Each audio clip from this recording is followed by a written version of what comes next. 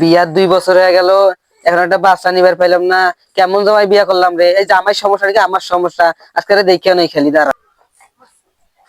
এই যে কি সমস্যা কি তোমার? বিয়ার 2 বছর হলে এখনো বাচ্চা হয় না কে? হ্যাঁ, আমার সমস্যা না তোমার সমস্যা। সমস্যা তোমার, তোমার জন্য বাচ্চা হয় না। তোমারই সমস্যা। না, সমস্যা তোমার। তোমারই সমস্যা। আচ্ছা যা, কাজে কাজে ঝগড়া বাদ দাও। আমি এক সাধু বাবার নাম শুনছি, ওইখানে গেলে সাধু বাবা মন্ত্র করে দিলে নাকি বাচ্চা হয়। চলো দুজনে ওইখানে যাই। চলো তো দেখি কোন সাধু বাবা। চলো চলো ওই যে গাছের উপরে দেখো সাধু বাবা, চলো ওইখানে চলো। চলো।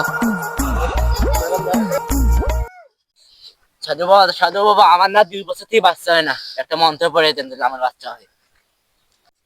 তুই কোনো চিন্তা করিস না, এখন আমি দোয়া করিতে তোর পেটে একটা বাচ্চা এসে যাবে। বলা আকাঙ্ক্ষীর প্লা বাচ্চা এসে জামাঙ্গের প্লা। সাধু বাবা, আমার পেটে কেন বাচ্চা? আমার বউয়ের পেটে লাগলো হয়। ইয়াল্লা সাধু বাবা, এটা কি করছো? আমার পেটে বাচ্চা না দিয়ে আমার জামার পেটে বাচ্চা দিছো কে? তোমার জামাই তো বললো 2 বছর থেকে বাচ্চা হয় না, তার জন্য তো আর পেটে বাচ্চা দিলাম আমি। এই সাধু বাবার কাছে যাইছে তো আমাদের মহা মুশকিল হয়ে গেল রে। এই বাচ্চা রে, আমি কি করবো রে?